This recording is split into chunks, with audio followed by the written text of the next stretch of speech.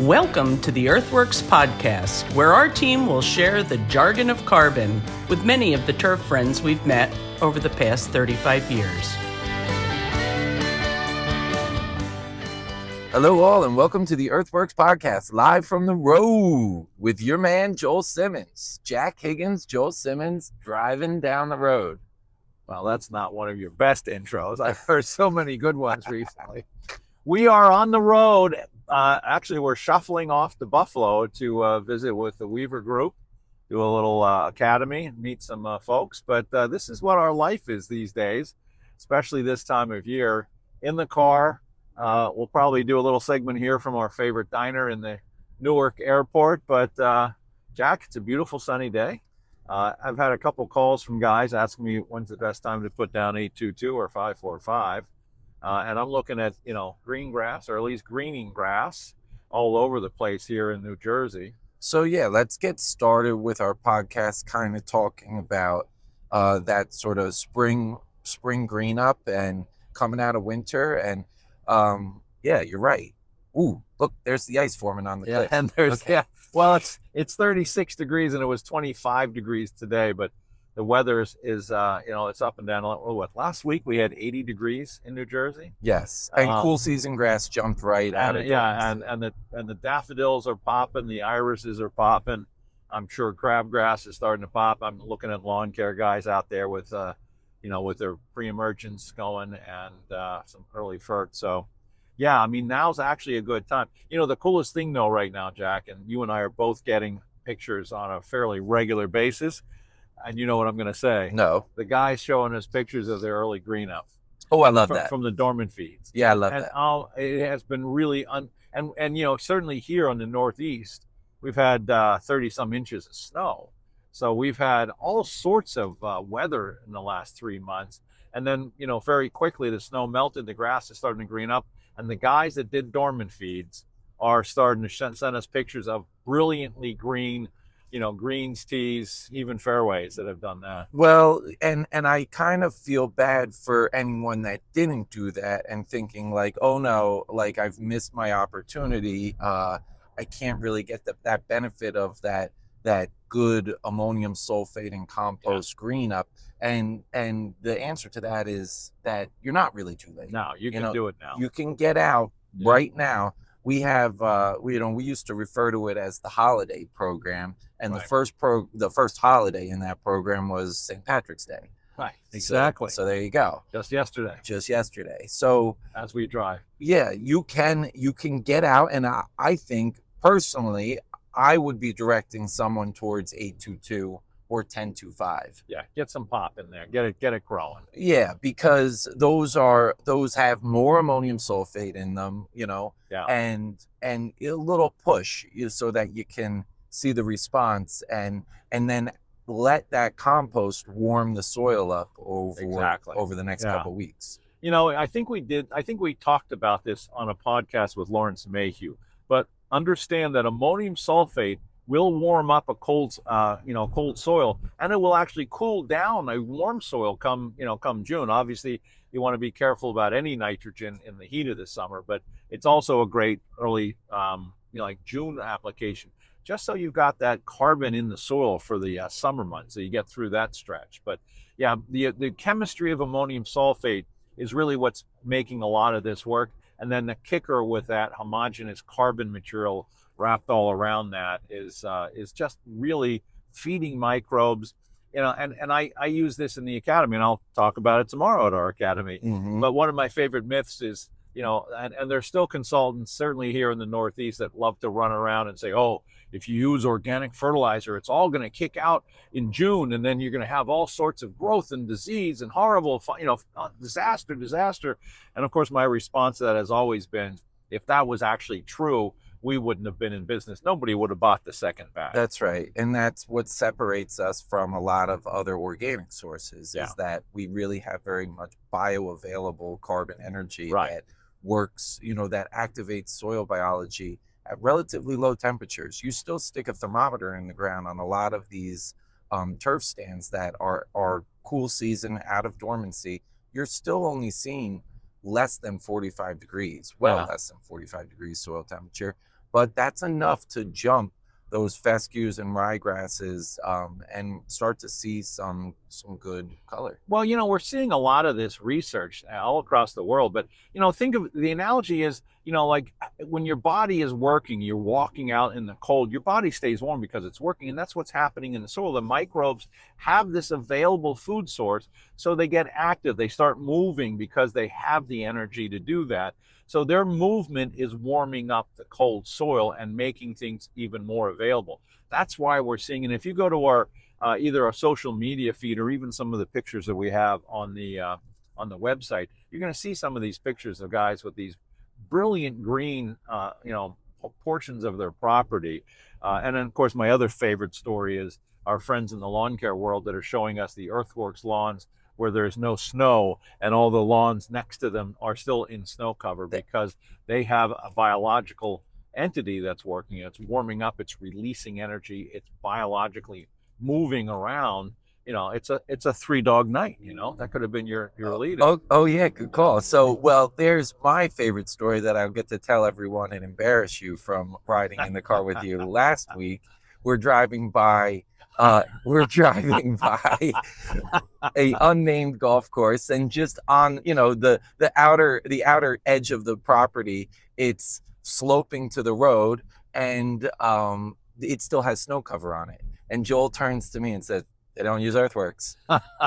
Kind of like almost also as a knock, like, "Hey, aren't you doing your job? Why aren't they using EarthWorks?" Oh, that wasn't it at all. But it was. And so what did I say to you? And your immediate response was, "No, that's a north-facing slope." Yeah. Oh yeah. Well, duh. So, and then I fired you and rehired you the next morning. Thankfully, I got hired back. Yeah. Thank God. That's how it works here at EarthWorks. Oh man. Well, yeah, that's what we're seeing. And here in New Jersey, there are a few little piles left, but most of the snow's gone. A great picture popped on Twitter last week from Sam Leatherby outside of Canton, picture. Ohio. Yeah. And that was thank you, Sam. That was at Shady Hollow Golf Club. Yeah. So what does Shady Hollow make you think of? Yeah. Like kind of a lot of north sloping yeah, right. There. However, the picture was like just vibrant green, beautiful turf out of dormancy, surrounded by untreated areas that had not broken dormancy yet. That's kind of the perfect example. I think you need to call Sam and get him here on the podcast. That's been the thought. What do you think about that, Sam? I think we need to have you here talking about some of that stuff. But yeah, it's very exciting to see guys that are coming out of dormancy. And again, a dormant feed or any kind of carbon in the program allows you to go dormant late and then come out of it early, because again, it's a biological environment and we're warming it up and feeding it with energy, and the microbes are just moving around really fast because there's a lot of food there for them to work. And that bit off of, just specifically talking about the ammonium sulfate in 1025 and 822, that ammonium sulfate is a cation that's a 3+ valence that has a strong affinity for knocking off or acidifying the soil, knocking off calcium, magnesium, potassium, which again yields response in the plant, beyond just that ammonia. Yeah, the calcium piece is really important, and I show this video from Mika Sloka, who's Polish agronomist, talking about how calcium is actually helping to extend root hairs in the plant. Research that he's basically identified through microscope work recently, and it's fascinating. But we've been talking about calcium from day one, and I do know Lawrence and I have talked about calcium on the podcast before, but don't forget that these products are 10, 12, 15% available calcium. That's right. Because we feed, we're feeding chickens, egg layer chickens, so we're trying to get the shell as strong as it can. So they feed a lot of calcium to the birds. When the bird digests it and then it goes through that second digestion in the composting pile, we get this very bioavailable calcium, and that calcium is critical to building cell structure and just creating the overall turgidity of any turf plant. So important. Not too late to get it out now. If you hadn't done that dormant or late fall feed, not too late to jumpstart it early in the springtime. Exactly. and that also goes for, we spend a lot of time talking about cool season plants, but let's talk, warm season. Yeah, like that works for that as well. And I think, and I could be wrong, but I would contend that calcium may be more important for a warm season turf because of because of what it can do for turgidity and for strength of that cell. That recommended rate on a warm season stand of turf, on a Bermuda grass stand of turf or a zoysia grass stand of turf, is as soon as you start to see some green tissue, hit it with a nice heavy shot of 822. We usually talk half-pound shots, half-pound end shots, but that's the one that I would slot in to be at least 3/4, get a little pop even a going pound. into this. Get it going. Push it, exactly. And the nice thing about it, even with that 3/4 of a pound, even with that product, you're still not going to get a huge flush of growth. It's going to be pretty steady because it's still 1,400 pounds per ton of compost, encapsulated and homogeneous. Exactly. So it's really good. Another question that came to me, Jack, was I had a couple golf course superintendents saying, how early should I start my spray program with the EarthWorks products? And I've always contended that it's a cumulative effect anyway. So starting it, at this time of year when the grass is starting to break dormancy, just starts to feed the microbes. If you see green tissue, it's time to spray, pretty much. I think we should get a shirt that says there that. you go. If you see green, it's time to spray. And the feedback comes back all the time that, just like we're talking about, prime the pump, get it going with a kind of a good solid rate. A lot of people like that 2 gallon per acre rate of C3 in that initial spray of the season, because it just gets it in the system. And yes, it is a front load, but it's a big burst to get microbes going, and then they're working for you. And if we go through a wet, cold spring like we have certainly here in the Northeast the last few years, it's going to give you a little bit of buffering. It's going to allow those microbes to do their job. Otherwise, they're really struggling. And having that that added shot, yes, it's going to cost a little bit more, but the insurance value, I think, is well worth it. And we'll continue talking about more like plant physiology and what the plant is going to do between now and Memorial Day. Certainly cool season plants and then warm season plants, say, through the summertime, and that'll be more about seed head production. There you go. All right, Jack. Now we're sitting in the terminal at Terminal C in Newark Airport. You can see everybody behind us if you're watching us live on the YouTube. The YouTube. Yeah, the YouTube. That's what all the kids That's call what all the kids call the YouTube. So you were talking about physiology and what's going on. I mean, right now it's a whole new world for these plants, and they're going to be coming out of cold, wet weather for at least certainly here in the Northeast. And a lot of other places that's still a transitional zone. Microbes are starting to come out, and the big thing right now is that from a physiological standpoint, we need to get as much nutrient into these plants. And, one thing that we've been preaching for a long, long time is the concept of bioavailability. Right. And the way to create bioavailability is to get biology in really tuned. And that's, when you had mentioned to front load something like a C3 app, or even to be a little bit more aggressive with the 555 app, you could do it 10-10-10 if you really wanted to as your first application, just to get that shot in there. Because, here we are in the middle of March, we could be hit with more snow. It's been bloody cold in the last few weeks here. Right. So, and the plant, it's green. It's not shooting top growth quite yet. But it's green, and that means it's photosynthesizing. It's got, all that energy is going down into reserve, into the roots, however, soon enough, we all know it starts to grow like gangbusters, top growth, and then push some fluorescence, push a seed head. And you just said a magic word. It's starting to photosynthesize. So what do we need to really get in there right now? Energy. And magnesium. Oh, love it. And we want to get that, magnesium is that photosynthesis element. So getting magnesium into your system right now can be very effective. That might be an underutilized product of I think EarthWorks, so. The MagVantage. Because that is a magnesium focused liquid. 3 forms of magnesium, very effective and very bioavailable. And magnesium makes chlorophyll. It makes, it's the main element in chlorophyll, or one of the main elements in chlorophyll. So Right. it's very, a lot of our better clients have been using that fairly aggressively this time of year, and it's a very good addition to a 555 program. So maybe a trilogy, a CalVantage and a MagVantage 555 for the next 2-3 applications. Yeah, right. It is going to push that green color, push that photosynthesis without pushing top growth. Great for Poa annua particularly. Yes.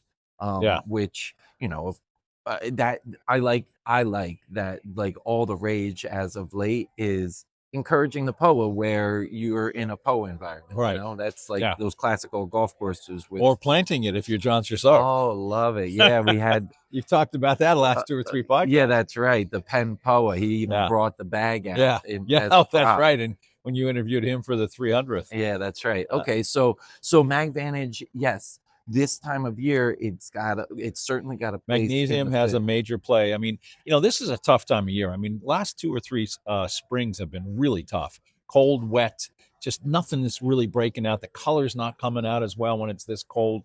And the magnesium can really help push some of that.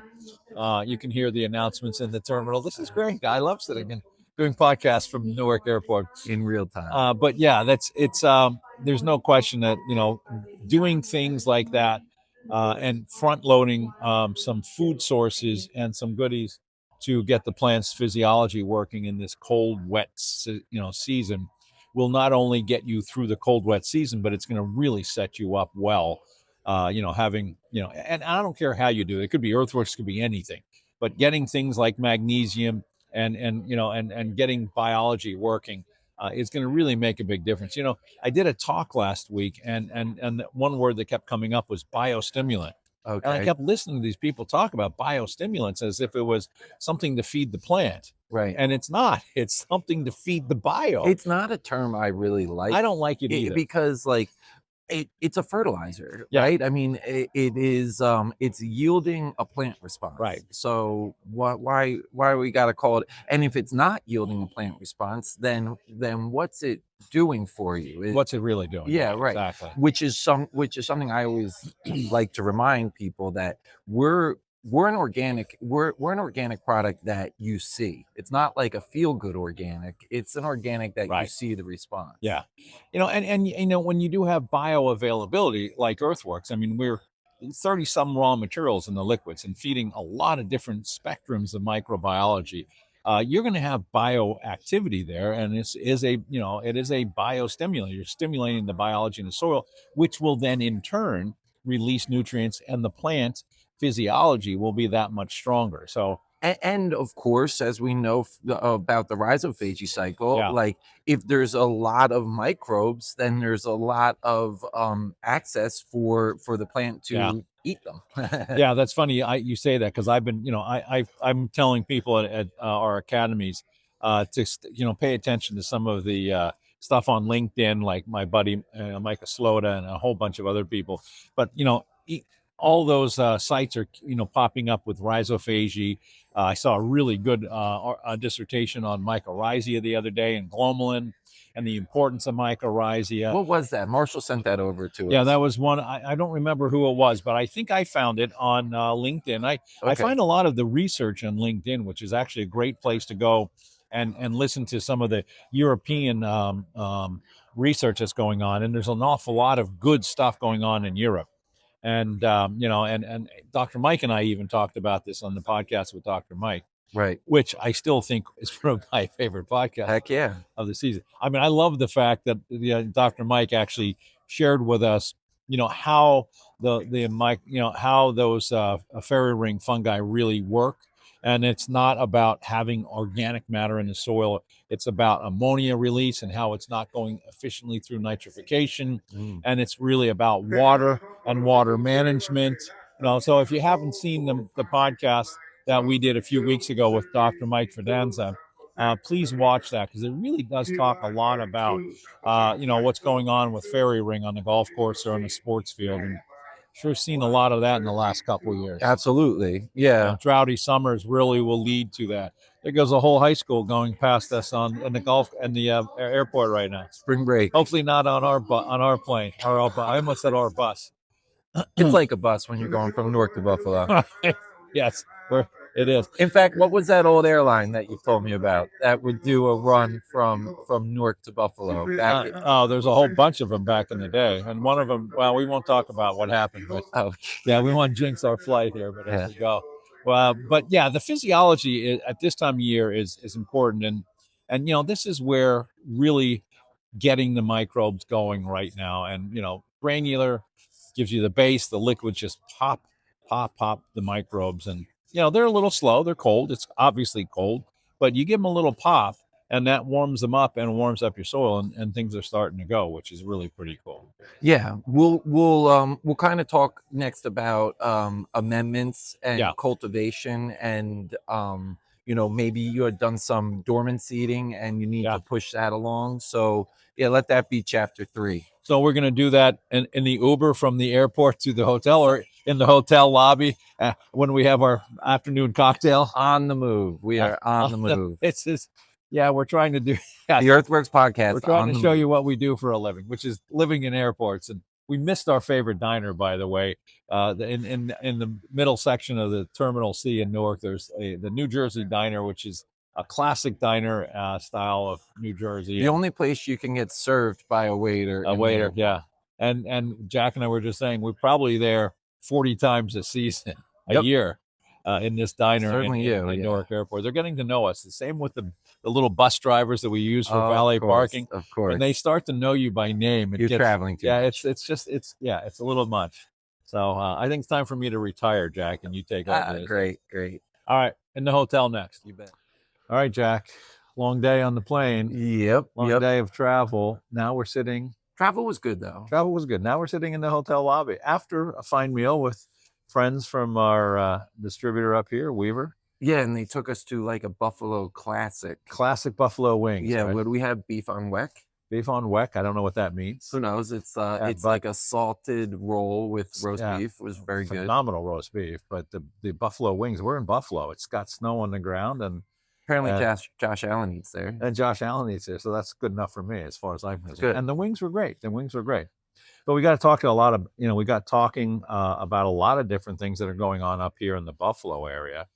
There is some construction going on, and they were talking about amendments. The first thing that, before we get into amendments, let's talk a little bit about divot mix, because it's much of the same, but same concept. But they do a lot of, they do a lot of amending in their divot mix, and Renovate and Myco Replenish in a divot mix is an ideal combination. That's what they've been using. Yeah, that has been such a knockout for guys in the last couple of years. Yeah. Well, since like the COVID times. Yeah. Since the golf boom really took off, and like we're really beating the hell out of the golf courses. Yeah. It's like, how do we recover? And Myco and Renovate in the divot mix has been a key component. It grows grass. I mean, it pops it just like the feedback on that. It's unbelievable how fast it grows. Yeah, and it's not a whole lot. You're not spending a lot of money. You're not putting a lot of product in. You just have is there a rate? I don't even know. You probably know that. Yeah, I do. That's a great question. You close your eyes, will it come to you? Yes, it is. And here it is. 15 pounds per yard. Is a good of Renovate. Yeah, 15 pounds of EarthWorks per yard of sand is a good rate. Yeah. So that works out to like a bag per 3 yards. Perfect. Yeah. That's perfect. And so let's see that. So that's the case, and it's still it doesn't amount to much product, and you get it's a great value. You grow grass, grow in those divots really quickly. Other great things is hitting it over the top. Regular C3 applications. A lot of guys will use 5-4-5 like on a monthly or every 6 weeks at a low rate, just over the top, just keep those teas growing in. Even what else? Even landing areas, you know, in fairways, you know, that get divoted up. Walk on, walk off paths. Sure. Same thing. Sure. I mean, Renovate is one of those jokes in the office. If there's a dead spot on on any part of the property, just, pop some holes and drop a bag and it's fixed. It's the fixer. Renovate Plus is special. Yeah, Renovate is a special is the fixer, One of the things that, my memory of this area was, my earliest memories of this area was working with Norm Hummel. Okay. And Norm Hummel basically came up with the USGA spec for sand construction. And, so the USGA spec was built down the road from where we're sitting, back in the 90s. And, and it was all about physical sand, sand particles and sizing and, how much fines there were. But he also put in, back in those days, it was mostly sand and peat moss, and as much as 20% peat moss. Wow. And this came up at dinner tonight. A lot of guys are going away from that. Some of them are actually bringing soil into their mixes, which I've always thought was a great idea, because soil, of course, is bringing biology, it's bringing minerals, it's bringing a CEC, it's bringing things that you don't get. Some water holding capacity. Yeah, water holding capacity. But, there is a little risk with soil, because it's consistency. The soil has to be really good. You really have to do your homework if you're going to bring in soil. But one trend that I've certainly seen is reducing the amount of peat moss. And it's a trend that I'm a big fan of. I remember, again, in the 90s, guys saying, well, we're going to put 20% peat in. And we started talking about some amendment packages. And we were able to cut the peat moss by 10 to 15% and have a better grow-in, a faster grow-in, less nitrogen. Peat moss, from a biological standpoint, is providing virtually nothing. Right. And it's not a good food source for microbes. It's very lignous. It's, my analogy of chewing on pencils to get carbon. Yeah, it is carbon, but it's not available carbon, and it's not labial carbon, and it's not carbon that microbes can really feed off of and really proliferate. And again, as I've been saying in academies, and I'll talk a lot about it in our academy tomorrow here, is that, microbes, the bacteria might live for 20 minutes. If they're forced to try to feed off of something that's like chewing on a pencil for us, no, that's not going to work. They're not going to make it. So when, in the 90s, when people started to amend the greens, peat moss started taking a back seat. I think it's still important. It still provides water holding capacity. It's probably a good insurance package. And I'm not saying don't use peat moss, but 20% peat moss is gone. My first day on the job greenkeeping, I was out training. I had to mow fairways, but I was training on the driving range tee. And the superintendent was there, and he turned to me and he said, go back to the shop and get peat moss. And I said, who's he? Is he in the break room? Mr. Moss? Mr. Moss, are you here? That was a big setup for just something, for a lousy joke. Go get Pete. Yeah, go get peat moss. Where is Pete? No. So they had bags of peat moss in the shop? Yeah. No, I'm telling you, that was he was just busting your stones. Yeah. Okay. So peat moss, it migrates, it moves, it doesn't bring much value. That's a good point. Like you pull a profile and you'll see balls of peat moss. Softballs. Not little ball. You can see 10 years, you got softballs. Right. You bring up a really good point though. When we started talking about amending, we were talking about flipping it in with a rotodarian or a box rake or a rototiller. Right. And, and that went against everybody's better judgment, because what they were envisioning was people trying to flip peat moss in, which is all but impossible. Everybody's seen peat moss. It's like dust. Right. You can't take peat and flip it in. That's why you have to take it to a blender and have it blended so it's incorporated all the way through. But it still moves. But it still migrates. Then over time, it still migrates and moves and groups up. And we were looking at profile pics at Hertzborn, and we saw that. Yeah. But the thing that was interesting was that when we started coming out with amendments, flipping in things like Renovate and Ecolite, we can actually work those in fairly effectively with a box rake or a rotodarian, and it works very well because there's bulk density and all that stuff. So we're trying to only get it into the root zone, so 5, 6, 7, 8 inches. But man, that was a controversy. It was just so difficult to convince anybody that this is a good idea to take something like that and to flip it in. And I remember early in the 90s, the architects wouldn't let a superintendent flip amendments in. So what a lot of the guys were doing is they were going out at night, literally at night, and flipping it in with a rotodarian, and then running a sand pro over the greens area and doing a rough grade. Obviously this work is being done before final grade. Okay. But so they would flip it in and then run a sand probe over it and kind of just, rough graded it back again. And when the architect's team got in the next day, they didn't even know that it was done. Right. And now there is this really valuable, construction amendment in there. And it's been pretty impressive. The other story that I love to tell, and you've heard this a million times, is when we were originally doing work at FC Dallas. Okay. FC Dallas was rebuilding one of their 28 fields almost every year. And FC Dallas is a moneymaker. Every day that they're open, they're $1,000. Right, because it's not just a stadium field. They're a whole complex. It's a complex. So they would redo one field a year because they didn't want to take a lot of fields out. So they started with us doing a light amending, flipped it in, and realized that they could open significantly earlier than expected.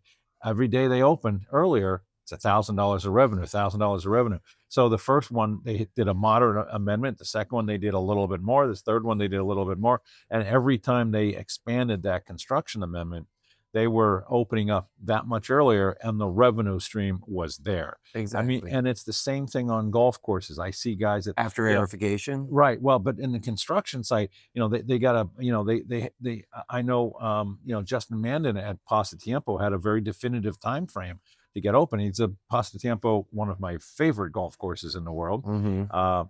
Semi-public, and they had a definitive opening date, and he had to hit that. And he had to be ready to hit that and be ready to, take a lot of play on opening day. And so what was happening was that he was using a lot of amendments, and he knew that by doing that, he wouldn't be hammering the place with a lot of synthetic nitrogen and growing thatch. And that's B, key. He had roots and he was ready.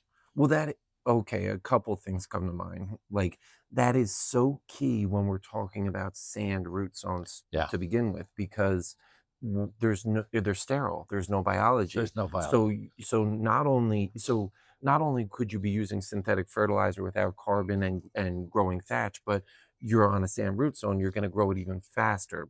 Because you're completely sterile.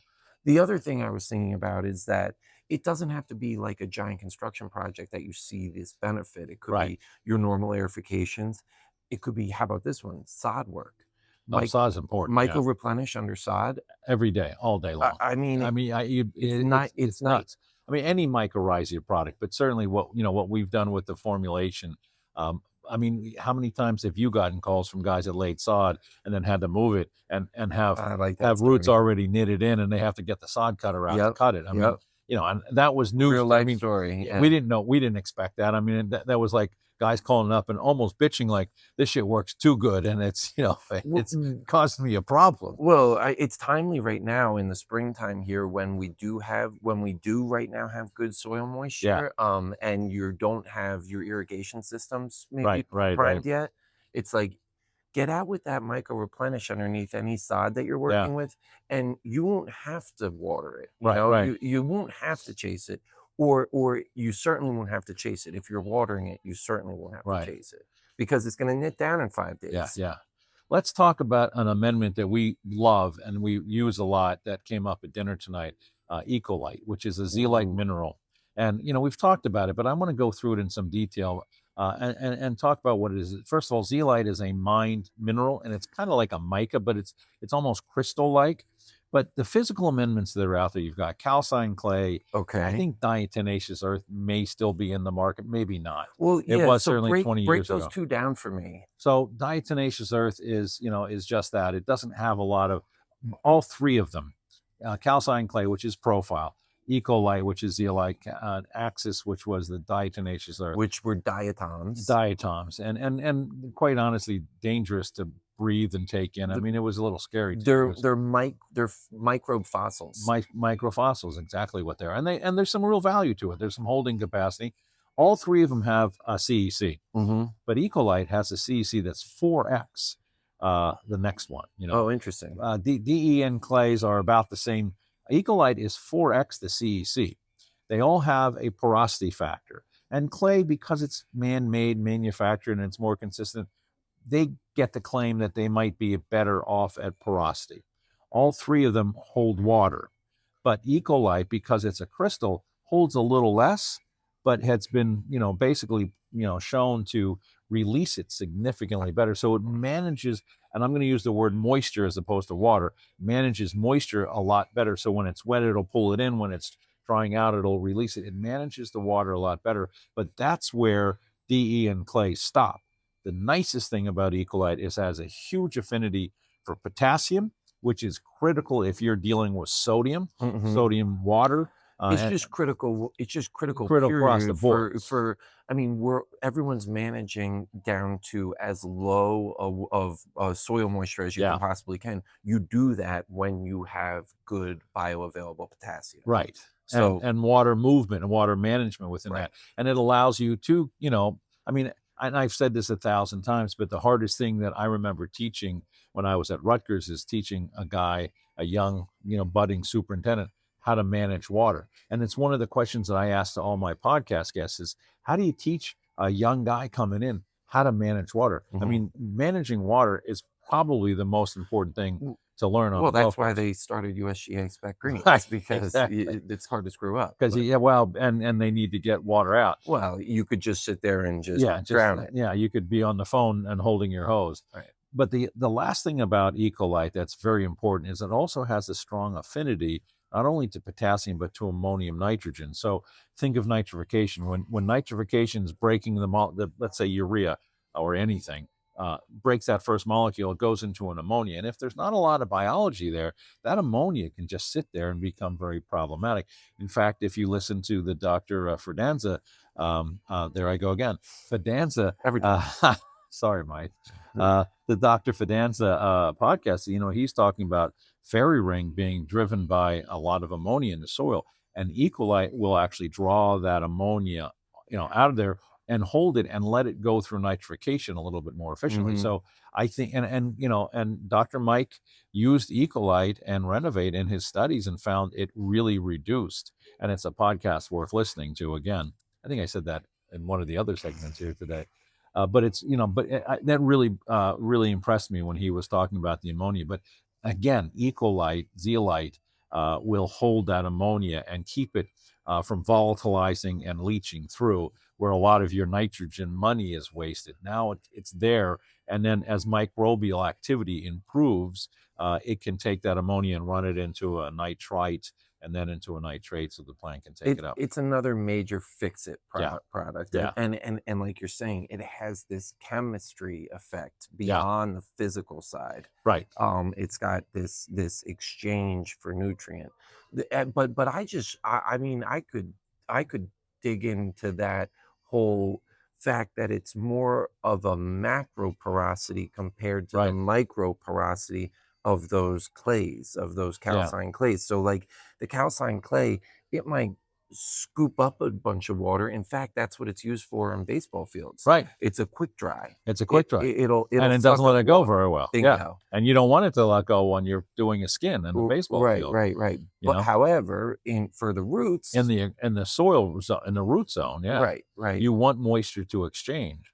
When I was doing setup at Lehigh in my greenkeeping career, I did take note of all in those divot boxes where we were putting seed in at the time of bentgrass seed, and sometimes it would germinate, in there, and I would see the roots wrap around the Ecolite prill. Oh, that's pretty cool. It's cool, man, right? Because we would mix Renovate Plus into the divot mix. And you would see the roots wrap around. Yeah, it would really, they're finding moisture, right? That's where the moisture was. Yeah. It reminded me of a funny story, speaking of Lehigh and my friend John Chissard. He called me one day. You might have still been on property, but he called me one day and said, "Hey, is it a problem if I put down 500 pounds per thousand?" And I'm like, "Yeah, funny, John, really funny. Yeah, let's go have lunch." No, seriously. What happens if you put down 5? Yeah, really funny, John. Yeah, funny. I thought he was just busting my stones as he usually does. And somebody had actually accidentally put down 500 pounds. It wasn't me, but yeah, sure. I think it was him on purpose. I didn't, because it was doing collars. He was filling collars. Right. I didn't even know. First of all, how the hell do you get 500 pounds down? Well, because you're only looking at like something that's 3 feet wide. It was ridiculous, but it turned out to be incredibly effective. It's very, very good. I'm not recommending that. I'm not suggesting to go that high. The only caveat I'll throw in there is go ahead and do it, but don't let don't let it pile up around the crown. Right. It has to You be want to below get it the down into the surface ground. of the ground. Right, Exactly. right. Because It'll draw moisture away. it'll draw moisture out of the ground. Exactly. Which leads me to another great story. I remember a guy from, I don't remember who it was, but he was up in the Poconos, and he called me up one day, and he had been spreading just straight Ecolite, and he was watching, it must have been in the summer, he was watching the grass wilt. So he spread it, he was watching it wilt, and he drives down to the shop and calls me to scream at me. I said, what are the guys doing up there now? He goes, well, they're running water on it. I said, go back up there. And he goes back up there.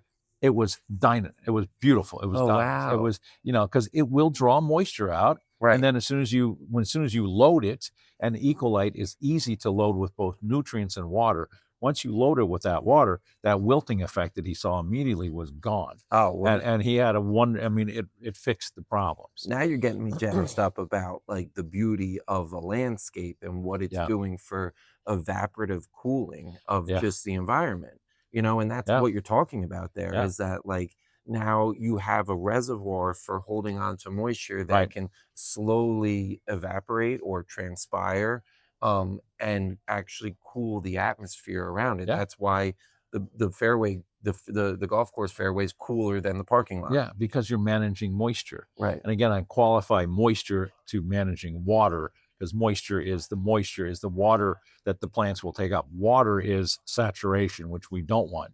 But Ecolite will draw saturation down. And the word managing takes care of when it's too wet and when it's too dry. Yeah, exactly. It's working both sides. Yeah.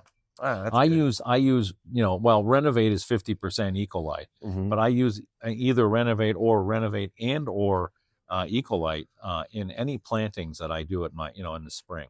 So when I plant flowers or vegetables, whatever I'm planting, trees even, I'm going to always have those things in the hole. But that Ecolite, I put Renovate in and then add more Ecolite. And when we started doing construction amendments, it was always a very heavy. I think the first runs of Ecolite before we had Renovate Plus, which the plus part of Renovate was the Ecolite. Right. The Renovate was all the organic and that was right when I came on. That was what you were when we changed it. Yeah, because John claims that he named Renovate Plus. But we would do 1,000 pounds of Ecolite and then about 400 pounds of straight Renovate, which had no Ecolite in it. Now that's kind of flipped because we've got Renovate or Ecolite in the Renovate. And believe it or not, you're going to find this very hard to believe. The Renovate alone could be a little clumpy. That could happen. Yeah, shocking. Shocking. Not anymore. We frill it now. We got it homogenized. It's good, man. There's no dead chickens in it. It's all great. Good for a very long good. time. Yeah. And it's an easy thing to spread. I mean, it's not prilled away. It's not screened like we do other things, but for the most part, Renovate is going in holes. Although at my lawn and my house and at my old house, I would spread straight Renovate over the surface. And man, I do that too.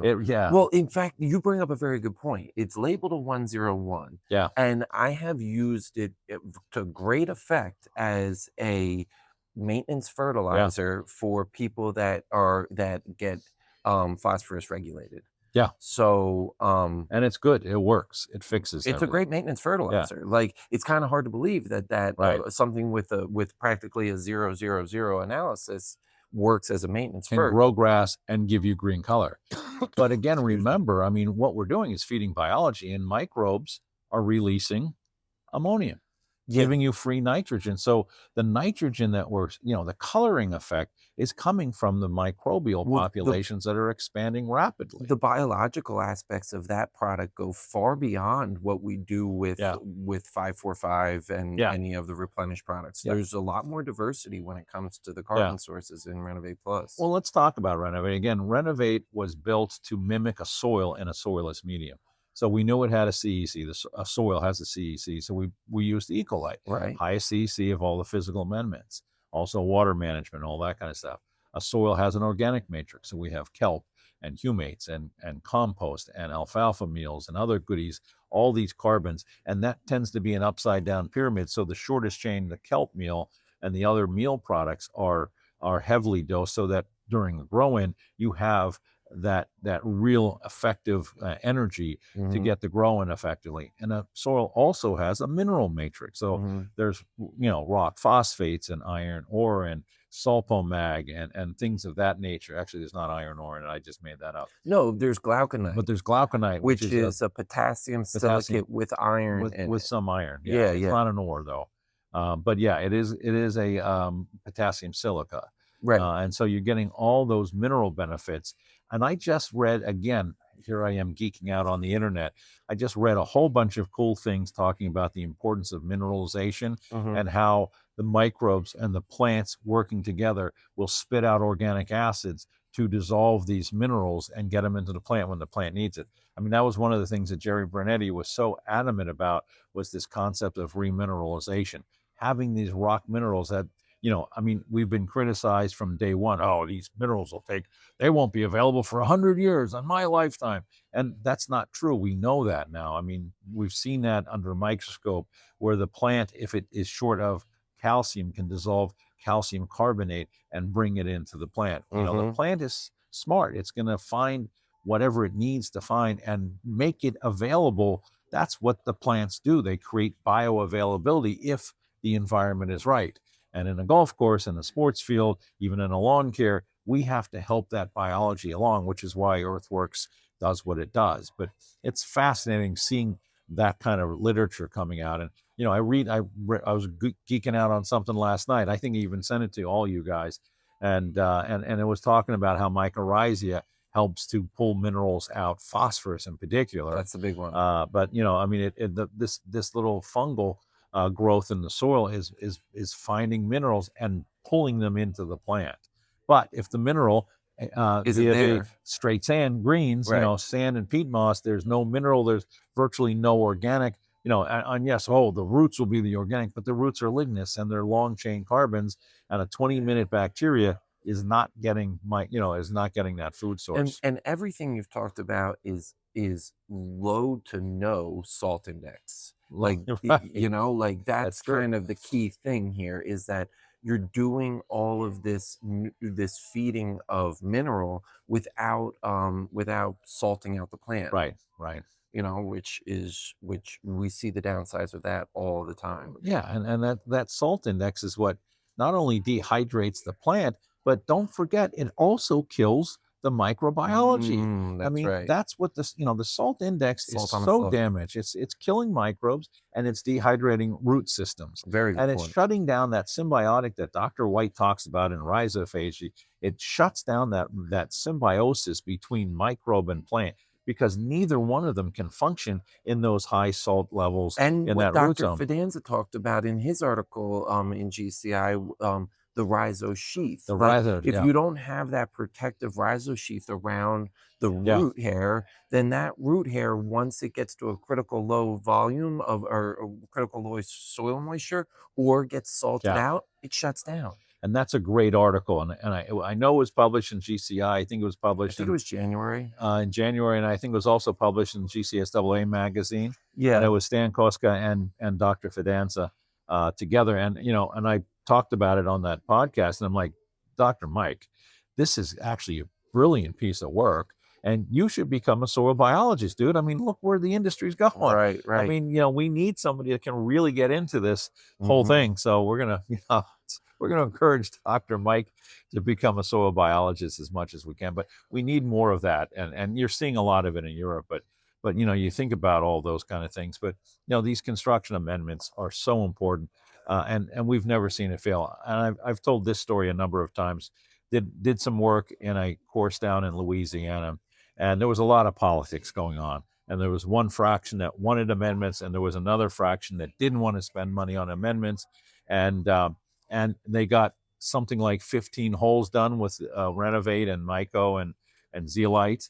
And then the other fraction basically won over and took over, and they shipped back the rest of the amendments to us, which was a pain in the butt. Oh yeah. But the most important thing was, the superintendent that really wanted the amendments, and he did stay for years. He would call me and say, those first 15 are so radically different than the last 4 or 5 that were built without any amendments. And it's like, all I'm doing is pulling hoses on these. Yeah. All I'm doing is fighting, disease and recovery and rooting. And those first 15 are mint. Yeah, And well, it just hopefully they kick those members out of the club.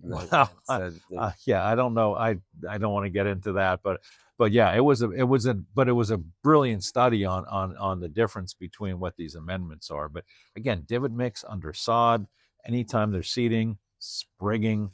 I mean, you got to have food in there for biology. And the best part of this is that you're not growing thatch. You know, when and you were a baby at this time, but in the early 90s, it was 20 pounds of N, a pound of N a week, insane. which is, which grows the most beautiful layer of thatch that you've ever seen. Oh, yeah, on top of sterile sand. On top of sterile sand. Right. And then, and then the construction people leave, and the poor superintendent is stuck with 6 inches of lignous thatchy material that holds water, not moisture, but water. And when the ball comes in, it goes splat. Right. And again, and one thing that I always forget to mention is that consistently, superintendents will tell me with a good amendment package and not that thatch layer, the firm playing surface. You've got a really strong playing surface. The ball doesn't splat. It works the way they want it to work.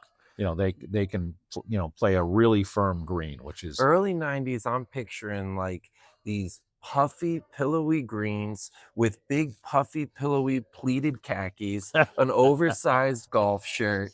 Were you looking at my pictures? Yeah, that's exactly what it was. Yeah, exactly. That's exactly what I wore. And yeah, you would walk on them, and you could feel it. Well, bentgrass too. I mean, bentgrass is a big thatch producer. Yeah, exactly. And but you'd go and you'd stick your hand on the green. You could just feel. I mean, that was one of the first tests that we would look at. Mm-hmm. And then when you pulled the probe out of that and you took a whiff out of that thatch layer, because it was so wet, was anaerobic.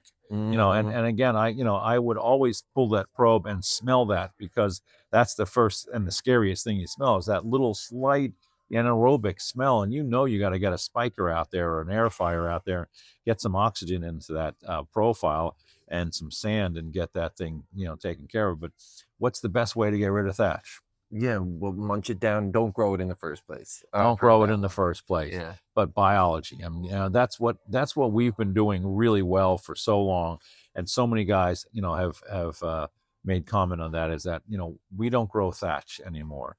And almost to a point where I kind of like to grow a little thatch. I need that little buffer, but you're still going to have that nice organic matter. Right. Right. It goes back to the question, is it good organic matter or bad? And when you're humified, you can dry it down and firm it up, which is nice. Yeah, and it's all because it's moisture instead of water. That's why the firmness is so strong, because we're not holding water. In humus, it's still porous. This humification process allows pore spaces, and you can pull a profiler and see the roots way past where the organic profile is, because there's still oxygen down there, and they're growing, and they got all that food from the humus up above it, and they have the flexibility and the freedom to really move deeper and deeper and find more water, more nutrients, and start the humification. I mean, my favorite pictures are where you see that beautiful humus profile, and then that layer between the sand and the humus, that's the humification zone. Yes, where you're starting to see it really break down. Yeah, it's starting to brown up, like it's starting to humify. You're starting to see that process. And it's just the most frustrating thing, and we've seen this with a number of our friends shall remain nameless, but they've invested for years on building a humus profile, and then they leave and go to another course, and what happens? The next guy comes in and he rips it all out with a Graydon, and he starts all over. I mean, and that stuff was gold. But, we're going to talk about this tomorrow at the Academy. Is this good organic matter or is this bad? And when I show that picture of humus, I'll always ask superintendents, would you want this? And they're all like, well, I don't think so. And, because we've been trained to think that organic matter is bad. And it can be bad, but it also can be your best friend if it's humus. Well, so the idea here was to kind of set everybody up through Memorial Day, through seed head season. I brought up. Do you think that we've discussed that? Like, not enough. Okay.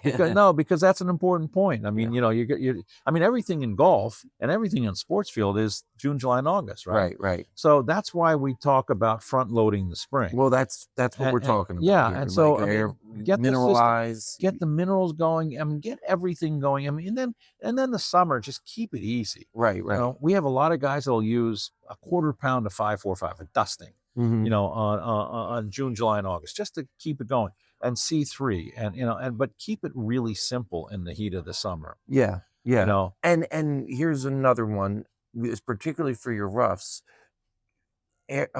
Fertilize or treat through that seed head season. Yeah. You know, because that higher height of cut, like they're gonna come to seed head more, and they just expend all their energy getting that to happen. Yeah. And they're depleted at that point. Yeah, it's and again, feeding in the spring is probably the most important time because it's cold, it's wet, it's getting a start, and most importantly, you're accumulating food sources to get you through those. I mean, I think of June, July, and August like you jump in the pool and you're underwater holding your nose, just waiting, to get through this. Right. And that's kind of what it is, especially, in places like the Mid-Atlantic or in the St. Louis markets or any of the, hot season markets.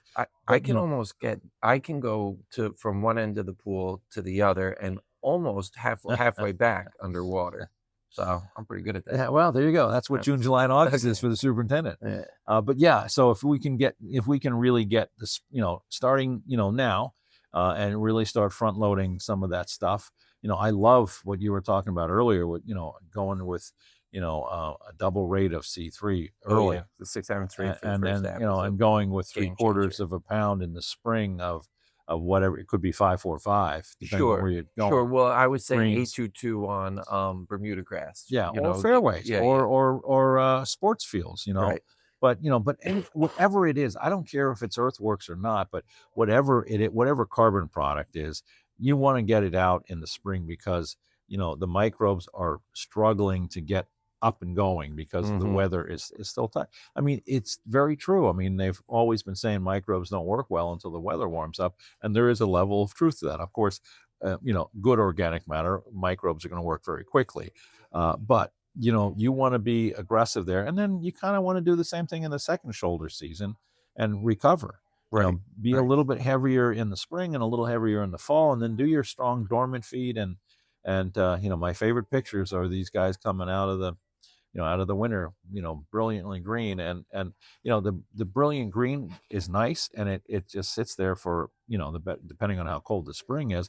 They're not mowing, they're not getting buckets and buckets of grass, but they got a brilliant green. Yeah, it's nice. That's ideal, isn't it? I mean, it's a head turner. A great color without buckets and buckets of grass every day. I mean, if you were using straight ureas or synthetics, you'd be mowing till the day you're done. Well, yeah, and done. also you get super juicy and wet, and like you see that Oli brings that up in his group a lot. Like you see people that get overzealous and use a lot of synthetic fertilizer early, and they're super juicy and wet, and when they're mowing, they're tracking. You can see the tracks, the tire tracks of just chlorophyll, essentially, of just like just goo, and all of those lawns in July. Yeah, exactly. Well, that's I've always said this. What are the two things that a pathogen needs most? Right. Yeah. Protein and water. Right. Urea is protein, and it's forcing the plant. When you have that much salt index, back to the salt index, when you have that much salt index, the plant is forced to bring in moisture, bring in water to buffer the salts intracellularly. So now you just filled up that cell with water and protein, and that's exactly what pathogens are looking for, which is why synthetic fertilizer, exclusive diet. And again, I'm not trashing synthetics. We use them in all programs and a lot of products, but if your diet is nothing but, synthetic fertilizer on that turf, it's going to draw in a lot of water, a lot, and a lot of protein, and that's the perfect environment to set up for a pathogen. That's what they need to survive, and you just gave it to them. Having that's brown patch city right there. Yeah, it's every patch city. It's every disease. Dollar spot. It's everything. But you're setting up the table for those microbes to just feed, and then you're stuck having to come back and spray, and now you're killing off more microbes, and it's just it's an ugly spin. And again, I'm not saying we're not going to use pesticides. I'm not saying we're not going to use salt fertilizer. We just have to manage it a lot better than we are. Well, see what happens. We better get some rest because we got an academy. Yeah, you're losing your voice, and we got an academy to do tomorrow. So hopefully this made some sense. It was kind of interesting doing the travel podcast. Yes, travel vlog. The travel blog. Actually, it was funny, right? Because right after we stopped recording, when we were in the airport, there was like a group of 17-year-old girls that were holding out the selfie stick, and they were like travel vlogging. Travel like, vlogging. Oh, look, it's me and you. Yeah, there we go. We're traveling. We're 17-year-old kids right now, which is all good. We may or may not throw a little clip of the academy, depending if we have time to do that. But that's what we're here for. So tomorrow will be, 20, 30 people listening to me yak and you yak about how biology works in the soil and how chemistry works in the soil and the three-legged stool and nitrification. Oh, and go North Dakota State. Go North Dakota. We're in the hotel of North Dakota State basketball players. Did you guys know that Buffalo's hosting the first and second round of the NCAA tournament? And North Dakota State's here at the hotel. The team was out to the bus earlier. The band is here. The cheerleaders are here. So it's been an interesting evening here in the big hotel in Buffalo. NDSU, let's go. There you go. All right. See y'all later.